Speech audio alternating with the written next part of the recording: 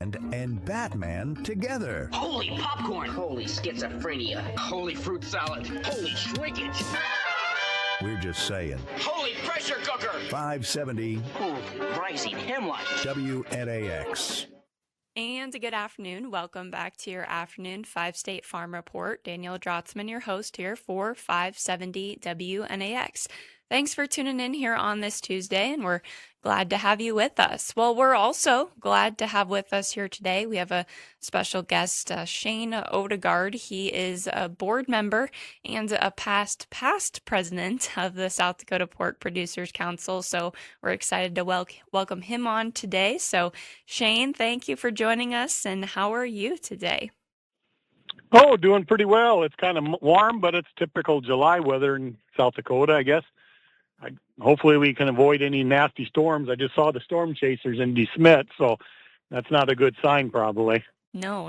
I mean, we'll take the rain, but, hopefully it doesn't come with anything else that's bad, So, but I guess thank you again for joining us here today, and just excited to visit with you about some of the upcoming things going on for South Dakota pork. So, you are a producer yourself, so maybe just first fill us in on where home is for you and just a little bit about your operation.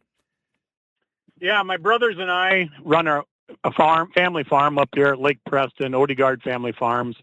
We run a farrow to finish hog operation here.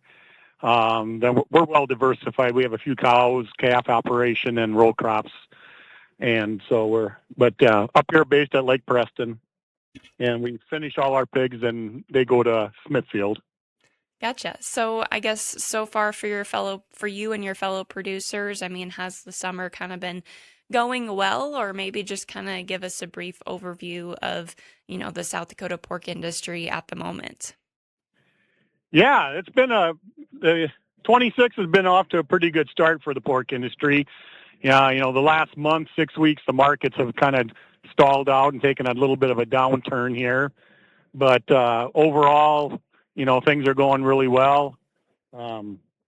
We had that exciting news here this spring that Smithfield was going to build a new facility in Sioux Falls, which was a very welcomed announcement from the pork industry and for producers like myself here in South Dakota, as well as producers in southwest Minnesota and northwest Iowa.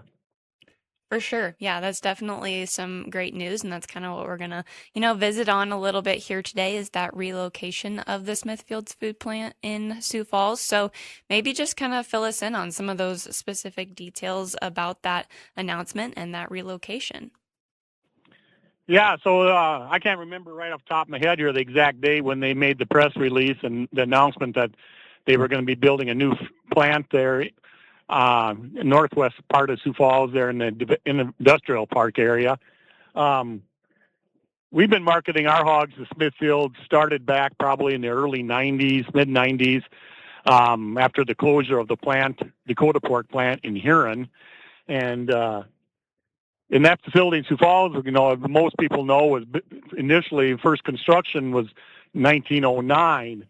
And so it's always been in the back of our minds as pork producers, well, how long are we going to have a plant in South Dakota, or how long are we going to have that plant in Sioux Falls, being it's such an historic old structure and stuff.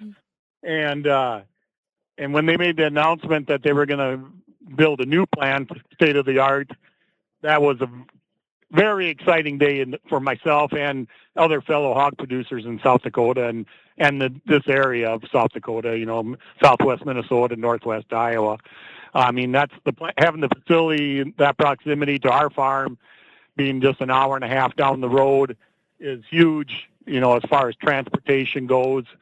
And with the new plant being built out on the outskirts of the industrial park area, it will definitely make it easier access for truckers and stuff delivering pigs, producers delivering pigs, because they won't have the traffic of in town of Sioux Falls to maneuver through and stuff, and it'll be a great thing going forward. Having a brand new state of the art facility to harvest our pigs that we produce here to feed the world.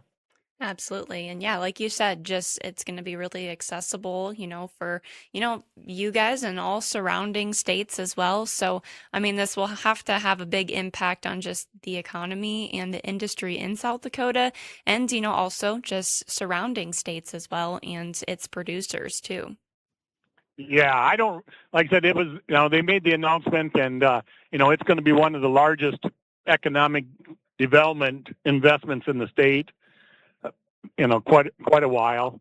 And, like I said, it's going to be great for the economic environment of South Dakota and of Sioux Falls as well, with the employees that they have that work at that plant. The trickle down effect of the allied or other businesses, the truck stops, the gas stations, the truck repair shops, everybody will benefit from that as well. And like I said, it's a great win for the state of South Dakota, the city of Sioux Falls, and us pork producers out here in the country that are raising pigs to feed the people. And that's a good way to look at it, just thinking about the surrounding businesses as well that'll benefit from it too. And, are there other centrally located plants like this one? Like, you said this was like an hour and a half or so away from you. But I mean, where would kind of be the next closest, big plant like that would be similar to this? Or, what other plants are there or opportunities in the state for South Dakota pork? Well, Smithfield facility is the only harvest facility in South Dakota. Our next closest ones would be probably Tyson plant in Madison, Nebraska, just down the road from you guys in Yankton. Worthington, Minnesota would be probably the next closest. I know Smithfield's got a plant in Denison, Iowa. We have shipped pigs there before when we had to move pigs and we couldn't get them into Sioux Falls, or especially during COVID and stuff, just to find a place to harvest our pigs. And so those are the closest ones, but those, are all easily a 2.5 hour to 3 hour drive from our farms here in this part of South Dakota. And so having the facility in Sioux Falls is huge. And, from the logistics standpoint of, like I said, we're just basically an hour and a half from the time we load the hogs to the time we can back up at the plant. So it's really nice and easy transportation wise, especially this time of year when it's hot out and you start dealing with Mother Nature and stuff. The quicker we can get them on the road and delivered, the better off we are as producers and the pigs are. Absolutely. Yeah, well, it's definitely very exciting news for South Dakota pork producers. And I think I saw that was maybe set to be built by the end of 2028. So, yeah, definitely a good investment and a good thing for South Dakota pork. So I guess with that, is there anything else coming up here for the rest of the summer for the South Dakota Pork Producers Council, or really anything we should kind of be keeping on our radar here? Oh, as the South Dakota Pork Producer Organization, we have a number of events planned throughout the summer. Grilling promotions at some grocery stores throughout South Dakota. We got a promotion starting this summer. It's spread over 3 different weekends with a radio station we partner with out in Rapid City called Hog Wild. And then, of course, we got the 4-H kids and their activities at the county and fairs and state fairs coming up. And, we have a great event at the Sioux Empire Fair called Pig Pals. And I'll just put the bug out there for that, if I may, is Pig Pals is an opportunity for individuals who may be physically challenged. We work with Special Olympics on this event, and it gives an opportunity for young individuals to partner with a 4-H member and their 4-H project, their pig, and gets them in the show ring for a little experience and what it takes to show a pig at the fair, and little experience with that. And so if there's anybody out there listening that would be interested, I guess I'd encourage them to reach out to the South Dakota Pork Producers Office in Sioux Falls, or look on the website at sdpork.org, and you can find the contact information there. And and reach out to them for more information to get signed up for that event.